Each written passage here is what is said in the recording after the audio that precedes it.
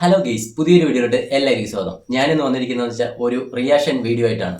ദൃശ്യം 3നെ കുറിച്ച് അറിയും മുമ്പേ നമുക്ക് ദൃശ്യം ഫസ്റ്റിനെയും സെക്കൻഡിനെ കുറിച്ച് കുറച്ച് അറിയാനുണ്ട്. ദൃശ്യം ഫസ്റ്റിനെ കുറിച്ച് പറയുമ്പോൾ നമ്മൾ ഷാജുനാണ് ആദ്യം നമ്മൾ മനസ്സിൽ ഓടി പറഞ്ഞത്. എന്ന് വെച്ചാൽ ആ ചവിട്ട്, ആ കൊച്ചിനെ ചവിട്ടക്കുന്ന ആ സീന്, അതാണ് നമ്മൾ മനസ്സിൽ ആദ്യം ഓർമ്മ പറഞ്ഞത്. അതിൽ അത്രയ്ക്ക് ബിൽഡപ്പ് ആയിരുന്നു ആ വില്ലനെന്നും തോന്നൂല. ആദ്യമൊന്നും ഒരു സാധാരണപ്പെട്ട ഒരു പോലീസുകാരന്റെ എല്ലാ ഇതും കോപ്രായങ്ങളും കാണിക്കുന്ന ഒരാളെന്ന് തോന്നും. പക്ഷെ അത് ഇന്റർവ്യൂവിൽ കഴിയുന്നോട്ട് അങ്ങോട്ട് ഷാജുന്റെ പൂന്ത് വിളയട്ടായിരുന്നു. കാരണം അതിന്റെ ലാസ്റ്റ് സീനിൽ അവരെ മോളെ ചവിട്ടാൻ വേണ്ടി നിൽക്കുന്ന ഒരു സീനുണ്ട്, പിന്നെ ലാലേട്ടനെ ചവിട്ടുന്ന ഒരു സീനുണ്ട്.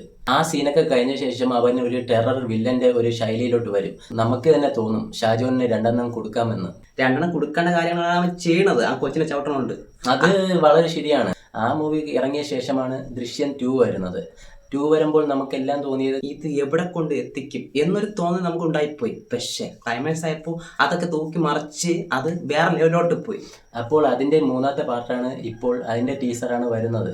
അപ്പോൾ എങ്ങനെയായിരിക്കുമെന്ന് ഒന്നും പറയാൻ പറ്റത്തില്ല. ചിലപ്പോൾ അത് 2 പാർട്ടിനെക്കാട്ടിയും മികച്ചതായിരിക്കും, ചിലപ്പോൾ കുറച്ച് ബാക്കിലായിരിക്കും. എന്തായാലും നമുക്ക് ടീസർ കാണാൻ തുടങ്ങാം.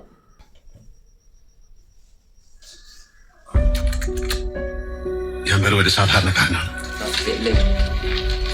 എന്റെ ഭാര്യയും മക്കളും അടങ്ങുന്ന ഒരു കൊച്ചു ലോകം. ആ സ്വകാര്യതയിലേക്ക് ക്ഷണിക്കപ്പെടാതെ ഒരു അതിഥി വന്നു. ഞങ്ങളുടെ കുടുംബം ശിഥിലമാക്കാൻ കെട്ടുന്ന അതിഥി ഇനി ഒരിക്കലും തിരിച്ചു വരില്ല എന്ന ഉറപ്പോടെ എന്നേക്കുമായി ആ അതിഥിയെ ഞങ്ങൾ മടക്കി അയച്ചു.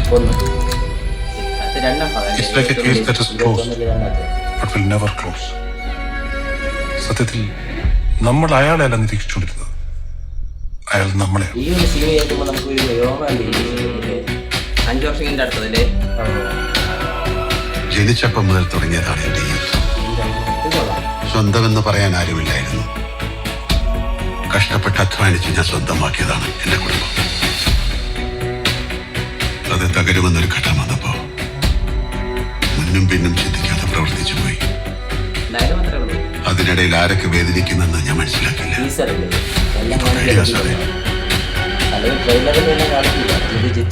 ഇതുപോലെ ഇനി ആരൊക്കെ ഉണ്ടെന്ന് എനിക്കറിയില്ല. കന്നഡത്തില്ല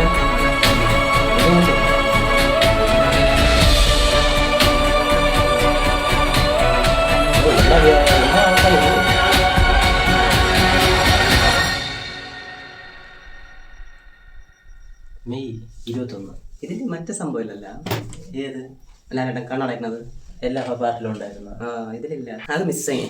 അപ്പോൾ ഒരു വെറൈറ്റി സ്റ്റോറി ആയിട്ട് അവർ പിടിക്കുന്നതായിരിക്കും. അത് മിസ്സിങ് ആണ് ഇതില്. അത് വേണമായിരുന്നു. കണ്ണടയ്ക്കുന്ന സീനാണ് മെയിൻ. എല്ലാത്തിനും ഏറ്റവും ലാസ്റ്റ് പറഞ്ഞത്. പക്ഷെ ഇതില്ലേ, ഇതിനെ കുറച്ചും കൂടെ വെറൈറ്റി പിടിക്കാനായിരിക്കും. അങ്ങനെ ഇരിക്കും. എന്നാലും ടീച്ചർ കൊള്ളാം. പിന്നെ ജിത്തുവിനെ എനിക്ക് നല്ല പ്രതീക്ഷ ഉണ്ട്. കാരണം അവൻ ദൃശ്യം ഫസ്റ്റും സെക്കൻഡും പിന്നെ കുറെ മൂവികൾ, ത്രില്ലർ മൂവിയെല്ലാം അവന്റെ കയ്യിൽ സുരക്ഷിതമാണ്. നമുക്ക് 21 കാണാം. അല്ലേ, മെയ് 21. അതിനു മുമ്പേ ഇതില് വലുതായിട്ടൊന്നും കാണിക്കുന്നില്ല. അറിയാൻ പറ്റുമോ? ഞാൻ കുറച്ചും കൂടെ ആൾക്കാരെ പ്രതീക്ഷിച്ചു, പക്ഷെ അതൊന്നും കാണാൻ പറ്റിയില്ല. ഫസ്റ്റത്തെ പാർട്ടിലുള്ള അല്ല, സെക്കൻഡ് പാർട്ടിലുള്ള കുറച്ച് ആൾക്കാരുണ്ട്. ഇത് ഷാജോണൊക്കെ ഉണ്ടെന്ന് പറയുന്നത് ഉള്ളതാ.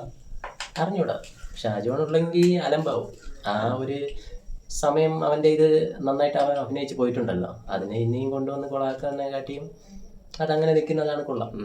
എന്നാലും ടീച്ചർ സൂപ്പറാവും. എനിക്ക് വലുതായിട്ട് ഇഷ്ടപ്പെട്ടില്ല സത്യം പറഞ്ഞാൽ. ഞാൻ കുറച്ചും കൂടെ ഏതെങ്കിലും ഒരു ചെറിയ ക്ലിപ്പെങ്കിലും കാണിക്കുമെന്ന് വിചാരിച്ചു. ഈ 3ാമത്തെ പാർട്ടിന്റെ ഒരു ചെറിയ ഇതെങ്കിലും കാണിക്കുമെന്ന് വിചാരിച്ചു. അതൊന്നും ഇല്ലായിരുന്നു. പക്ഷെ ഓക്കെയാണ്, സൂപ്പർ. ഓക്കെ, നമുക്ക് ട്രെയിലർ വരുമ്പോൾ നോക്കാം. അതെ, ട്രെയിലർ കണ്ടിട്ടില്ലേ നമ്മുടെ സിനിമ കാണാൻ പോകും. അതെ, ട്രെയിലർ വരുമ്പോൾ അറിയാലോ ഇത് ഏത് രീതിക്കുള്ള മൂവിയാണെന്ന്. അപ്പം നമുക്ക് പോവാം. ഓക്കെ.